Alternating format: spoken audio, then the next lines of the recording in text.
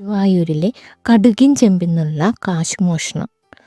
ഈ കഥ കോന്തി മേനോൻ്റെ ഡയറിക്കുറിപ്പിൽ നിന്നെടുത്തിട്ടുള്ളതാണ്. ഇന്ന് ഗുരുവായൂർ ക്ഷേത്രത്തിൽ കാണുന്ന ചുറ്റമ്പലത്തിനുള്ളിലെ ശ്രീകോവിൽ ഒഴിച്ചുള്ള മിക്ക ഭാഗങ്ങളും ക്ഷേത്ര ഗണിത ശില്പശാസ്ത്രപ്രകാരം നിർമ്മിച്ചിട്ടുള്ളത് സർവശ്രീ കോന്തി മേനോൻ അവറുകളാണ്. ശ്രീകോവിലിന് അഭിമുഖമായിട്ടുള്ള മുഖമണ്ഡപവും വാതിൽ മാടവും തിടപ്പള്ളിയുമൊക്കെ പരിഷ്കരിച്ച് ആധുനിക നൽകിയത് കോന്തി മേനോനായിരുന്നു. ബഹു കണിശക്കാരനും സത്യസന്ധനും മുൻകോപിയുമായിരുന്ന കോന്തി മേനോൻ ഗുരുവായൂരപ്പൻ്റെ കഴിഞ്ഞകാല തലമുറയിലെ ഉത്തമനായ ഭരണാധികാരികളിൽ ഏറ്റവും ശ്രേഷ്ഠനായിരുന്നു. അക്കാലത്ത് വളരെ ചുരുങ്ങിയ ഭണ്ഡാരം വരവ് മാത്രമേ ഉണ്ടായിരുന്നുള്ളൂ. ക്ഷേത്ര നടപ്പുകാരനായ ഒരു സൂപ്രണ്ടും ആ സൂപ്രണ്ടിനെ സഹായിക്കാൻ ഒരു കണക്കെഴുത്തുകാരനും ഏതാനും കാവൽക്കാരും മാത്രമേ സ്റ്റാഫ് വിഭാഗത്തിൽ ഉണ്ടായിരുന്നുള്ളൂ. മറ്റ് കഴക പ്രവൃത്തികൾക്കും പുറമെ 13 ഇല്ലത്തെ ശാന്തിയേറ്റ നമ്പൂതിരിമാരും മാത്രമാണ് അകത്തെ പ്രവൃത്തികൾ ചെയ്യുവാനുണ്ടായിരുന്നത്. കീശാന്തി നമ്പൂതിരിമാർക്ക് അന്ന് കിട്ടിയിരുന്ന വേതന മുറ എണ്ണയും നിവേദിച്ചോറും മാത്രമായിരുന്നു. ക്ഷേത്രത്തിൽ ഭഗവാന് നിവേദിക്കുന്ന സാധനങ്ങളൊന്നും ഇല്ലത്തേക്ക് പകർച്ചയായി കൊണ്ടുപോയിരുന്നില്ല. ബ്രാഹ്മണനാണെങ്കിൽ ആ ആൾക്ക് ക്ഷേത്രത്തിനകത്തെ വാതിൽ മടത്തിലിരുന്ന് കഴിക്കാം. ആ ബ്രാഹ്മണർ കോന്തിമേനോൻ ഉൾപ്പെടെയുള്ള മേലേക്കിട ഉദ്യോഗസ്ഥന്മാരടക്കം പ്രദക്ഷിണ വഴിയിലിരുന്നാണ് ഭക്ഷണം കഴിക്കാറ്. ആരുടെ ഗൃഹങ്ങളിലേക്ക് നിവേദ്യ സാധനങ്ങൾ പകർച്ച എന്ന പേരിൽ കൊണ്ടുപോകാൻ ഇടവരുത് എന്ന കർക്കശ നിയമം പാസാക്കിയത് കോന്തിമേനോനാണെന്ന് പറഞ്ഞു കേൾക്കുന്നു. പകർച്ച കവർച്ചയായി രൂപാന്തരപ്പെടരുത് എന്നായിരുന്നു അദ്ദേഹത്തിൻ്റെ അനുശാസനം. പ്രഭാതത്തിൻ്റെ ആദിയാമത്തിൽ നട തുറക്കുന്നതിന് മുമ്പായി തന്നെ കോന്തിമേനോൻ വടക്കേ ചിറയിൽ മുങ്ങിക്കുളിച്ച് ഭസ്മം നെറ്റിയിൽ വാരിപ്പൂശി ഈറം മുണ്ടോടെ തൊഴാൻ വരുമായിരുന്നു. കേളികൊട്ട് തീർന്ന് തൊഴുതിയിട്ട് കോന്തിമേനോൻ എന്തെങ്കിലും പ്രാതൽ കഴിച്ചിരുന്നുള്ളൂ. 9 മണിയോടെ ദേവസ്വം കച്ചേരിയിൽ ശിപായിയോടൊത്ത് എത്തിച്ചേരുമായിരുന്നു. വളരെ കണിശക്കാരനും കൃത്യനിഷ്ഠയുള്ള ആളും എന്ന നിലയിൽ കീഴ് ജീവനക്കാർക്ക് അദ്ദേഹത്തോട് ഭയവും സ്നേഹവും ഒരേ സമയം ഉണ്ടായിരുന്നു. കുറ്റം ചെയ്തവർ എത്ര സ്വാധീന ശക്തി ഉള്ളവരായാലും ശരി, മാപ്പ് കൊടുക്കുക എന്ന പ്രശ്നം അദ്ദേഹത്തെ സംബന്ധിച്ചിട്ടുള്ളതായിരുന്നില്ല. അന്ന് അമ്പലം വിരിപ്പുകാർ കാറകൊണ്ട പട്ടേരി എന്നൊരാളായിരുന്നു. അമ്പലത്തിലെ എല്ലാ ചടങ്ങുകളും നിഷ്ഠാപൂർവം തന്നെയാണോ നടക്കുന്നതെന്ന് പരിശോധിക്കാനുള്ള ഉദ്യോഗസ്ഥൻ. അകത്തും പുറത്തും എന്ത് ന്യൂനതകളുണ്ടെങ്കിലും അത് കയ്യോടെ കണ്ടുപിടിക്കാനുള്ള പട്ടേരിപ്പാടിൻ്റെ കഴിവ് ഒന്ന് വേറെ തന്നെയായിരുന്നു. എല്ലാവിധ ചോർച്ചകളും ഇല്ലായ്മ ചെയ്യാൻ നിയോഗിക്കപ്പെട്ട അദ്ദേഹത്തോട് അമ്പലം പോർത്തിക്കാർക്ക് വലിയ ഇഷ്ടമൊന്നും ഉണ്ടായിരുന്നില്ല. അവരാണ് കറുപ്പ് നിറമാറുന്ന ഒരു കണ്ണു ചെറുതായ പട്ടേരിയെ കാക്കക്കോറൻ എന്ന് കുറ്റപ്പേര് വിളിച്ച് ഇകഴ്ത്തിയത്. പട്ടേരിപ്പാട് അത് ശ്രദ്ധിച്ചതേയില്ല. ദൈവം ഓരോരുത്തരെയും സൃഷ്ടിച്ചിരിക്കുന്നത് വ്യത്യസ്ത രൂപങ്ങളിലാണ്. ചിലർ സുന്ദരന്മാരായി ജനിക്കും, മറ്റു ചിലർ കാക്കക്കോറന്മാരായിരിക്കും. ജോലിക്ക് കൃത്യസമയത്ത് ഹാജരാകാതിരിക്കുകയും ക്ഷേത്രത്തിൽ നിന്ന് വേതനം പറ്റി ആ ക്ഷേത്രവിശ്വാസത്തിനനുസരിച്ച് നടക്കാതിരിക്കുകയും ചെയ്യുന്നവർക്ക് ക്ഷേത്രത്തിനകത്ത് ജോലി ഉണ്ടായിരുന്നില്ല. എല്ലാം മുറ പോലെ നടക്കുന്ന കാലത്താണ് ഈ സംഭവം ഉണ്ടായിരുന്നത്. കണിശം വിട്ട് നടക്കാത്തതിൻ്റെ പേരിൽ പട്ടേരിക്കും കാരുണ്യമില്ലാത്തതിൻ്റെ പേരിൽ തെറ്റുപറ്റിയ ഒരു കഥയാണ് ആന ചോരുന്നിടത്തെ കടുകുചോല എന്ന പഴമൊഴി. ഒരു നാൾ കൊടിമരത്തിനരികിൽ വച്ചിരുന്ന ചെമ്പുചെരുകിൽ കിടക്കുന്ന കടുകും കുന്നിക്കുരുവും മഞ്ചാടിയും വാരിക്കളിക്കുന്ന കൊച്ചുകുട്ടികൾ കൂടി ഒരു ചെറിയൊരു കുസൃതി ഒപ്പിച്ചു. കുട്ടികൾക്ക് വികൃതി ഉണ്ടാകുവാനും പ്രസരിപ്പ് കൈവരുവാനും വേണ്ടി കടുകും കുന്നിക്കുരുവും ചെറുകിയ കുട്ടികളെ കൊണ്ട് വാരിയെടുക്കുന്ന ഒരേർപ്പാട് ഇന്നുമുണ്ട്. സ്വതവേ കുട്ടികളോട് വളരെ വാത്സല്യമുള്ള ആളാണ് ഗുരുവായൂരപ്പൻ. ആരോരുമില്ലാതെ അനാഥനായി തൻ്റെ തിരുനടയിൽ വന്നടയുന്ന ഏതെങ്കിലും കാരണവശാൽ പാപിനികളായി പോയ സ്ത്രീകളുടെ സന്തതികളായി പിറക്കാനിടകൊണ്ട് മാത്രം വിധിയുടെ ക്രൂരത അനുഭവിക്കുന്ന ഈ കുട്ടികൾ ഒരു കണക്കിൽ അദ്ദേഹത്തിൻ്റെ സന്തത സഹചാരികൾ തന്നെയാണ്. അവർക്ക് അമ്പലത്തിനുള്ളിലോ നടയിലോ ചുറ്റിത്തിരിഞ്ഞാൽ ആഹാരത്തിനുള്ള വഴി നേടിക്കൊടുക്കുന്നതിൽ ഇന്നും അദ്ദേഹം കണ്ണുവെക്കുന്നവനാണ്. ഈ കുട്ടികൾ വല്ല വികൃതിത്തരമോ കുസൃതിത്തരമോ കാണിച്ചാൽ ഭഗവാൻ അത് ക്ഷമിക്കും. എന്നാൽ പട്ടേരി എന്ന പേരിൽ അറിയപ്പെടുന്ന അമ്പലം വിചാരിപ്പ് മേധാവി വിട്ടുവീഴ്ചകൾക്കൊന്നും തയ്യാറുള്ള ആളായിരുന്നില്ല. കടുകിൻ ചെമ്പിൽ ഇട്ട് വെച്ചിരിക്കുന്ന കുന്നിക്കുരുവും മഞ്ചാടിയും എടുത്ത് വാരിക്കളിക്കാനെന്ന ഭാവത്തിൽ അവിടെ ചുറ്റിപ്പറ്റി നിന്നുകൊണ്ട് ആളും തിരക്കവും ഒഴിഞ്ഞ നേരത്ത് ഏതെങ്കിലും ഭക്തർ അറിയാതെ കടുകിൻ ചെമ്പിൽ ഇട്ട് പോകുന്ന കാശെടുത്ത് കട്ട് പഴം വാങ്ങി തിന്നുന്ന കേസാണ് ഇവിടെ വിചാരണയ്ക്ക് വന്നിരിക്കുന്നത്. പ്രതികളെല്ലാം 4, 5, 6 വയസ്സുള്ള കുട്ടികൾ. ഇവരെ എന്തു ചെയ്യണം? ഇവർ യഥാർത്ഥത്തിൽ കാശ് കട്ടെടുത്ത് കൊണ്ടുപോയി തന്നെയാണോ പഴം വാങ്ങി തിന്നത്? ഇതിന് തെളിവ് വല്ലതുമുണ്ടോ? ഭട്ടതിരിപ്പാട് കഴകപ്രവർത്തിക്കാരുടെ സാന്നിധ്യത്തിൽ കുട്ടികളെ വിസ്തരിക്കാൻ തുടങ്ങി. ചെറിയ കുട്ടികളെ വിസ്തരിക്കുന്ന സ്പെഷ്യൽ കോടതി. കാറകോടൻ ഭട്ടതിരിപ്പാടും മറ്റ് അമ്പലവാസികളും കൂടി ഒരു ഭാഗത്ത്, മറുഭാഗത്ത് നിഷ്കളങ്കരായ കുട്ടികൾ, ഒന്നും അറിയാത്ത കുട്ടികൾ. കടുകിൻ ചെമ്പിൽ നിന്ന് കാശ് പതിവായി മോഷണമെടുത്ത് പഴം വാങ്ങി തിന്നുന്നു എന്ന് കേൾക്കുന്നു. ശരിയാണോ? ഭട്ടതിരിപ്പാട് ഏറ്റവും മുതിർന്ന കുട്ടിയെ മുന്നിലേക്ക് വിളിച്ചു നിർത്തി ചോദിച്ചു. അതേ ചോദ്യം മറ്റുള്ളവരോടും വീണ്ടും വീണ്ടും ആവർത്തിച്ചു. കുട്ടികൾ നിഷ്കളങ്കരായതുകൊണ്ട് അവർ ഒന്നും മറച്ചു വയ്ക്കാതെ സൂപ്രണ്ട് മുഖേന എല്ലാം തുറന്നു പറഞ്ഞു. അമ്പലത്തിൽ നിന്ന് ഒന്നും തിന്നാൻ കിട്ടാത്ത ദിവസം വല്ലപ്പോഴും ഒരിക്കൽ കടുകിൻ ചെമ്പിലെ ചില്ലിക്കാശ് തപ്പാറുണ്ട്. ഗുരുവായൂരപ്പൻ കടാശിച്ച ദിവസമാണെങ്കിൽ 6 or 7 ചില്ലിക്കാശ് കിട്ടിയെന്ന് വരും. അതുകൊണ്ട് നടക്കിൽ നിന്ന് മൂപ്പൻ്റെ കടയിൽ നിന്ന് കദളിപ്പഴം വാങ്ങി തിന്നാറുണ്ട്. എന്നും ഇതാണല്ലേ നിങ്ങളുടെ തൊഴിൽ? ഭട്ടതിരിപ്പാട് കണ്ണുരുട്ടി കാണിച്ചുകൊണ്ട് ചോദിച്ചു. ഇല്ലില്ല, അറ്റ കൈക്ക് ഞങ്ങളത് ചെയ്യാറുള്ളൂ. അതും 10 കാശിൽ കൂടുതൽ ഒരിക്കലും ചെമ്പിൽ നിന്നെടുത്തിട്ടില്ല. ഞങ്ങൾ കാശ് കക്കാനല്ല ചെമ്പിൻ്റെ അടുത്ത് പോയി ഇരിക്കാറുള്ളത്. ചെമ്പിനുള്ളിൽ മഞ്ചാടിക്കുരുവും കുന്നിക്കുരുവും വാരിയെറിഞ്ഞ് കളിക്കാൻ തന്നെയാണ്. നിങ്ങൾ പറയുന്നത് ശരിയാണോ? കോണകമെടുത്ത ചിടുങ്ങനോട് ചോദിച്ചു. ചിടുങ്ങൻ അതിനുള്ള ഉത്തരമെന്ന നിലയിൽ യാതൊരു തട്ടലും മുട്ടലുമില്ലാതെ പറയാൻ തുടങ്ങി. അറ്റ കൈക്ക് ഞാനത് ചെയ്യാറുള്ളൂ. വാതിൽ മാടത്തിൽ ബ്രാഹ്മണർക്ക് ഇലവെച്ച് സദ്യ കൊടുക്കുന്നിടത്ത് ഞങ്ങൾക്ക് യാതൊരു സ്ഥാനവുമില്ല. ബ്രാഹ്മണന്മാരുടെയും മറ്റു ഉയർന്ന ജാതിക്കാരുടെയും കൂടെ ഇരുന്ന് ഉണ്ണാനും പറ്റില്ല. ഊട്ടുപുര തൊട്ട് അശുദ്ധമാക്കരുതാണെന്നും പറഞ്ഞിരിക്കുന്നത്. ഞങ്ങൾ ശൂദ്രക്കുട്ടികളാണെന്നാണ് ഇവർ പറയുന്നത്. ബ്രാഹ്മണന്മാർക്കുണ്ടായ മക്കളും ഞങ്ങളുടെ കൂട്ടത്തിലുണ്ട്.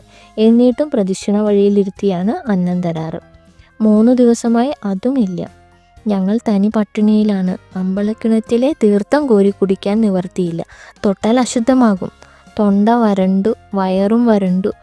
പൊരിച്ചലടങ്ങാൻ നിവർത്തിയില്ലാതെ വന്നപ്പോൾ കടുകിൻ ചെമ്പിൻ്റെ മുന്നിൽ കൂടി ഞങ്ങൾ എല്ലാവരും സാഷ്ടാംഗം നമസ്കരിച്ചു. ചെമ്പിനുള്ളിൽ കടുകും കുന്നിക്കുരുവും മഞ്ചാടിയും വാരി വാരി മറിച്ചിട്ട് നോക്കിയപ്പോൾ എല്ലാവർക്കും കൂടി 10 ചില്ലി കിട്ടി. അതിന് പഴം വാങ്ങി തിന്നു എന്നത് നേരാണ് തമ്പുരാനെ.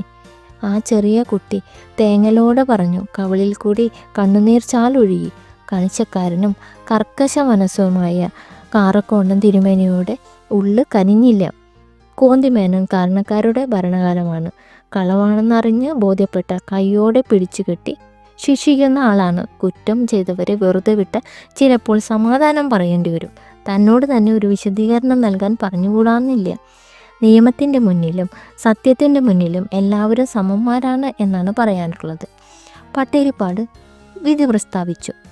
കടുക് മോഷണത്തിൽ പങ്കാളികളായ കുട്ടികളെല്ലാവരും കൂടി കൈയും കെട്ടി മതിലിനകത്ത് 5 ഓട്ടപ്രദക്ഷിണം ചെയ്യണം. 5 ചുറ്റി കഴിഞ്ഞാൽ കൊടിമരത്തിൽ നിന്ന് എല്ലാവരും ഗുരുവായൂരപ്പൻ്റെ അടുത്ത് വന്ന് ഇനി മേലിൽ ഇത്തരം പ്രവർത്തികൾ ആവർത്തിക്കില്ല എന്ന് പറഞ്ഞ് ദണ്ഡന നമസ്കാരം ചെയ്യണം. വിധി നടപ്പാക്കാൻ ഇനി 5 നിമിഷം മാത്രമേ താമസമുള്ളൂ. പൂജയ്ക്ക് അടച്ചിരിക്കുകയാണ്. അത് തുറന്നതിന് ശേഷമായിരിക്കും ഓട്ടം ആരംഭിക്കുക. കാവൽക്കാർക്ക് ആജ്ഞ നൽകി. എത്ര തന്നെയായിട്ടും നട തുറന്നു കാണുന്നില്ല. മേൽശാന്തി ശ്രീലകത്തിരുന്ന് എന്താണ് കാട്ടുന്നത്? കിടന്നുറങ്ങിപ്പോയോ? കോന്തിമേനോൻ നട തുറന്ന് തൊഴാനായി കാത്തു നിൽക്കുന്നു. ഇത്രയും താമസിക്കുമോ?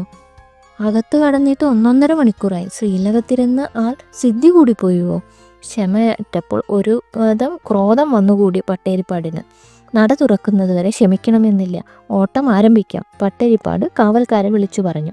കുട്ടികൾ ഓട്ടപ്രദക്ഷിണം വയ്ക്കാൻ ആരംഭിച്ചപ്പോൾ ഭഗവാൻ ശ്രീലകത്ത് കിടന്ന് നരസിംഹത്തെ പോലെ മുരണ്ടു. അകത്തിരുന്ന് മേൽശാന്തിയോട് പറഞ്ഞു, ഇനി പൂജ ചെയ്യണ്ട. ഞാൻ തെല്ലുനേരത്തേക്ക് പുറത്തേക്ക് പോവുകയാണ്. വരുന്നതുവരെ നട തുറക്കണ്ട. എല്ലാവരും ഇവിടെ കാത്തു നിൽക്കട്ടെ, ക്ഷമയോടെ കാത്തു നിൽക്കട്ടെ. ഗുരുവായൂരപ്പൻ അതും പറഞ്ഞ് അപ്രത്യക്ഷനായി എന്നാണ് പിന്നീട് മേൽശാന്തി വിവരിച്ചു പറഞ്ഞത്. ഭഗവാൻ അകത്തിരുന്ന് നിർദ്ദേശിക്കുന്നത് പ്രകാരം ചെയ്യുന്നതാണ് മേൽശാന്തിയുടെ ജോലി.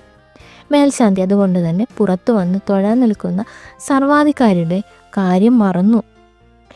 ശ്രീ ഗുരുവായൂരപ്പൻ ഒരു കൊച്ചുകുട്ടിയുടെ വേഷത്തിൽ നെറുകയിൽ പീലി തിരുമുടി കെട്ടിവെച്ച് ആ കുട്ടികളോടൊത്ത് ഓടാൻ തുടങ്ങി. കരുത്തുള്ള ആ കൊച്ചു കരിനീലക്കുട്ടൻ തൻ്റെ സന്തത സഹചാരികൾക്ക് എന്തെന്നില്ലാത്ത ശക്തി നൽകി.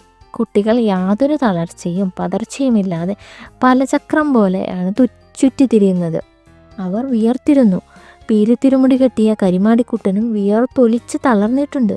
മേൽശാന്തി നിവേദ്യത്തിനായി അകത്ത് പ്രവേശിച്ചതാണ്. എന്നാൽ ഭഗവാൻ അവിടെ നിന്ന് പ്രതിഷേധിച്ച് ഇറങ്ങിപ്പോയിരിക്കുന്നു. താൻ എന്ത് തെറ്റാണ് ചെയ്തിട്ടുള്ളത്? ഇവിടെ ശാന്തി ഏറ്റപ്പിൽ എന്നെ അറിഞ്ഞുകൊണ്ട് യാതൊരു അപരാധവും ചെയ്തിട്ടില്ല. ദിവ്യരൂപത്തിൽ അണിയിച്ചുകൊണ്ടിരിക്കുന്നതിൽ പെട്ടെന്ന് എന്താണ് മുഖത്ത് ശോഭം കണ്ടത്? എന്നും പുഞ്ചിരിച്ചുകൊണ്ടിരിക്കുന്ന ഭഗവാൻ ഇന്ന് മാത്രം എന്തുകൊണ്ട് മുഖം കറുപ്പിച്ചു? ഇപ്പോൾ അദ്ദേഹത്തിൻ്റെ ഇരിപ്പിടത്തിൽ കേവലം ഒരു കറുത്ത വിഗ്രഹം മാത്രമാണുള്ളത്. അതിനെ അകമ്പടി സേവിച്ചുകൊണ്ട് കൂരിരുട്ടു. താൻ അതുവരെ ധ്യാനിച്ചുകൊണ്ടിരുന്ന ബാലഗോപാല രൂപം പോയി മറഞ്ഞിരിക്കുന്നു. മേൽശാന്തിക്ക് അത് ആലോചിച്ചപ്പോൾ കണ്ണുനീരടക്കാൻ കഴിഞ്ഞില്ല. അദ്ദേഹം രണ്ടും കൽപ്പിച്ച് വിവരം അമ്പലം അധികാരികളെയും കോന്തിമേനോനെ നേരിട്ട് അറിയിക്കുന്നതിന് വേണ്ടി നട തുറന്നപ്പോൾ സന്നിധാനത്തിലല്ല ആളുകൾ തടിച്ചുകൂടിയിരിക്കുന്നത്. കൊടിമരത്തിന് മുന്നിലെ ആനക്കൊട്ടിലാണ് പുരുഷാരം. കുട്ടികൾ ഇടതടവില്ലാതെ കൂടുകയാണ്. അതിനു പിന്നാലെ താൻ അലങ്കരിച്ചു വെച്ച അതേ തേജോരൂപനായ ഉണ്ണികൃഷ്ണനും. എത്ര ഓടിയിട്ടും മതിവരാത്ത ആ മക്കളെയും തൻ്റെ ഉപാസനമൂർത്തിയെയും നോക്കി നിന്നപ്പോൾ മേൽശാന്തിക്കും ഒന്ന് ഓടിയാൽ കൊള്ളാമെന്നായി. മേൽശാന്തിയും ഉണ്ണികൃഷ്ണനെ പിടിക്കാനായി പിന്നാലെ ഓടിത്തുടങ്ങി. മേൽശാന്തി ഓടിത്തളർന്ന് നിന്നപ്പോൾ ഭഗവാന് മേൽശാന്തിയോട് സഹതാപം തോന്നി. ഓട്ടത്തിൻ്റെ വേഗത കുറച്ചു. മേൽശാന്തി ഗുരുവായൂരപ്പൻ്റെ കാൽക്കൽ ഓടി വന്നു വീണു. കാൽക്കൽ കെട്ടിപ്പിടിച്ചുകൊണ്ട് കരഞ്ഞു. അവിടെ നിന്നല്ലാതെ ആരും രക്ഷയ്ക്കില്ല. ഞാനതിൽ നിരപരാധിയാണ്. ഈ ശിക്ഷാവിധി ഞാനുമായി ആലോചിച്ച് ചെയ്ത കാര്യമല്ല. അതുകൊണ്ട് അവിടുന്ന് ക്ഷമിക്കണം. എൻ്റെ കായ്ക്കൽ വീണു കരഞ്ഞു പിഴഞ്ഞിട്ടൊന്നും കാര്യമില്ല. ഈ നിഷ്കളങ്കരായ കൊച്ചുകുട്ടികളെ ഇത്രയും വലിയ കഠിന ശിക്ഷയ്ക്ക് വിധിക്കുന്നതിന് മുൻപ് ആലോചിക്കേണ്ടതായിരുന്നു. ഉണ്ണികൃഷ്ണൻ്റെ തേജോമയ രൂപം അവിടെ കൂടി നിൽക്കുന്ന ഭക്തജനങ്ങൾക്ക് മുഴുവൻ ദർശനസുഖമേകി. അവിടെയുള്ള കോന്തിമേനോൻ ഉൾപ്പെടെയുള്ളവർ കേൾക്കെ തലയുയർത്തിപ്പിടിച്ചു കൂവി. ഇവിടെ ആന ചോരുന്ന സ്ഥലമാണ്. കടുകിൻ ചെമ്പിലെ കടുക് ചോരുന്നതിനേക്കാൾ വേഗത്തിലാണ് ഇവിടെ ആന ചോരുന്നതും ചാകുന്നതും. എൻ്റെ കണ്ണു വെട്ടിച്ച് അനുദിനം എത്രയോ കൃത്രിമങ്ങൾ ഇവിടെ നടന്നുകൊണ്ടിരിക്കുന്നു. ആനയെ എനിക്ക് ഏക്കം നൽകാതെ 20 മൈൽ അപ്പുറത്ത് നടത്തിക്കൊണ്ടുപോകുന്നത് ഏക്കമടച്ചിട്ടാണോ? അനാഥരായ കുട്ടികൾ വിശപ്പ് സഹിക്കാൻ നിവർത്തിയില്ലാതെ വന്നപ്പോൾ 4 കൊച്ചു കാശ് കടുകിൻ ചെമ്പിൽ നിന്ന് എടുത്തതാണോ ഇവിടെ നടന്ന ഏറ്റവും വലിയ കളവ് കേസ്? കൃഷ്ണൻ്റെ കൺതടം ചുവന്നു തുടിത്തു. അവിടെ നിന്ന് അശ്രുക്കൾ പൊടിഞ്ഞു നിൽപ്പുണ്ടോ എന്ന സംശയം തോന്നുന്നു. ഭഗവത് വചനങ്ങൾ കേട്ട കരുത്തനായ കോന്തിമേനോൻ പെട്ടെന്ന് ക്ഷേത്രത്തിൽ തലകുച്ചുറ്റി വീണു. ആളുകൾ 4 ഭാഗത്തും വളഞ്ഞുകൂടി അദ്ദേഹത്തെ വീശാൻ തുടങ്ങി. വല്ലാത്ത വിയർപ്പിൽ മുങ്ങി കുളിച്ചിരിക്കുന്നു. അത്യുഷ്ണം പോലെയുള്ള ഒരു തരം സന്നി. ആ കിടന്ന കിടപ്പിൽ കിടന്നുകൊണ്ട് കോന്തിമേനോൻ വലിയൊരു സ്വപ്നം കണ്ടു. എൻ്റെ ദിവ്യ സന്നിധാനത്തിൻ്റെ ഭരണ ചുമതല വഹിക്കുന്ന താങ്കൾ എൻ്റെ ഹിതത്തിനനുസരിച്ച് പ്രവർത്തിക്കുന്നവനായിരിക്കണം എല്ലായ്പ്പോഴും. താങ്കൾക്ക് തോന്നുന്ന നിയമം ഈ ക്ഷേത്രത്തിനുള്ളിൽ ആരെങ്കിലും നടത്താതിരിക്കുക. ശിക്ഷയ്ക്കൊക്കെ ഒരതിരുണ്ട്. ആരെയും ശിക്ഷിക്കാനല്ല ഇവിടെ മനുഷ്യജന്മം എടുത്തിരിക്കുന്നത്. ഈശ്വരനെയും ജനങ്ങളെയും ഒരുപോലെ സേവിക്കാനാണ്. എൻ്റെ സന്നിധാനത്തിൽ തെണ്ടി നടക്കുന്ന ഒറ്റ കുട്ടിയും ഇവിടെ പട്ടിണി കിടക്കാൻ ഇടവരുത്. അവർക്ക് ഉച്ചപൂജ കഴിഞ്ഞാൽ ചോറ് വിളമ്പി കൊടുക്കണം. എനിക്ക് നിവേദിച്ച വിശിഷ്ട ഭോജനങ്ങളിൽ എന്തെങ്കിലും ഒന്ന് അവർക്കും കൊടുക്കാതിരിക്കരുത്. എന്നും അവരുടെ വയറു നിറഞ്ഞു കാണണം. മനസ്സിലായോ കോന്തിമേനോന്? ഉവ്, അടിയന് മനസ്സിലായി. ഇനി മേലിൽ എന്നെ അവിടുത്തെ ചമ്മട്ടി കൊണ്ട് ഇങ്ങനെ അടിക്കരുത്. കണ്ണടച്ച് കിടക്കുന്ന ഭക്തോത്തമനായ കോന്തിമേനോൻ നിശബ്ദനായി പിറുപിറുത്തുകൊണ്ട് കണ്ണീരൊഴുക്കി പാർത്തു.